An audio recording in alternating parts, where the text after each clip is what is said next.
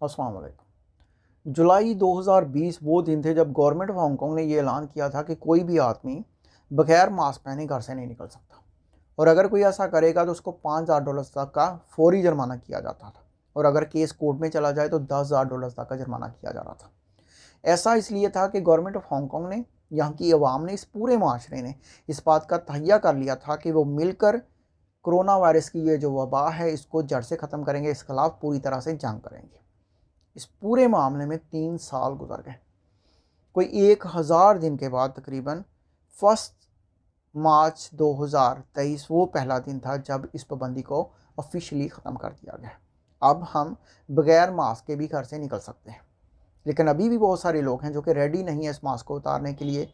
और दूसरा ये कि इसकी आदत पड़ गई है, और आदत जाते जाते ही जाती है। इन 3 सालों में हांगकांग में तकरीबन 5 दफ़ा इस बीमारी ने हमला किया और 28 लाख लोगों को मुतासर किया। यहाँ पर इस बीमारी से तकरीबन 13,000 अमवात हुई। और इस पूरे अरसे में हांगकांग ने इस बीमारी से लड़ने के लिए पूरी दुनिया पर अपने दरवाजे बंद कर दिए थे। ना कोई आ सकता है, ना कोई जा सकता है, और जो कोई बाहर से आएगा उसको 21 दिन के लिए क्वारंटीन किया जाता था। यहाँ पर तकरीबन सारे बड़े होटल क्वारंटीन सेंटर्स में तब्दील कर दिए गए थे।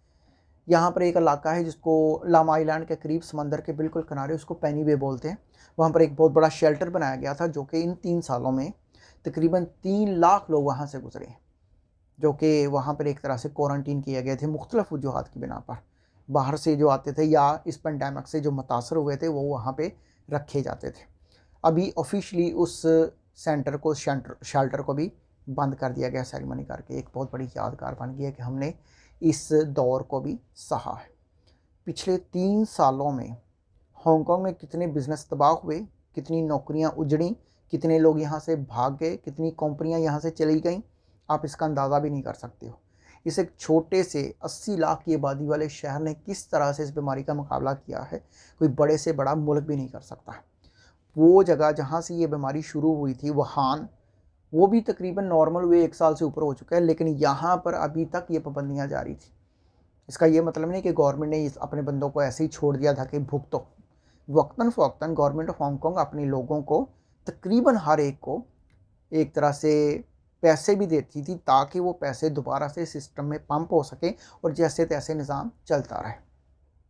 अभी इतने कठिन सालों के बाद दोबारा से जब हांगकांग नॉर्मल होने की तरफ आ रहा है, तो गवर्नमेंट ऑफ हांगकांग की तरफ से पूरी दुनिया के जो टूरिस्ट हैं उनको 5 लाख टिकटें मुफ्त में दी जा रही हैं। 5 लाख टिकटें, हवाई टिकट्स, ताकि वो लोग जो कि हांगकांग नहीं आ पा रहे थे दोबारा से पूरी दुनिया, जो एक तरह से, क्योंकि हांगकांग एक टूरिस्ट बेस्ड कंट्री है, एक शहर है, यहाँ पर पूरी दुनिया से बहुत ज़्यादा टूरिस्ट आते थे, और दरवाजे बंद होने की वजह से ना तो आ सकता था कोई, ना जा सकता था। तो अभी दोबारा से नॉर्मल होने के बाद लोगों को, टूरिस्ट को राग़िब करने के लिए 5 लाख फ्री टिकट्स दिए जा रहे हैं, ताकि टूरिस्ट दोबारा से हांगकांग आए और उनके फिर से बहाल हो जाए।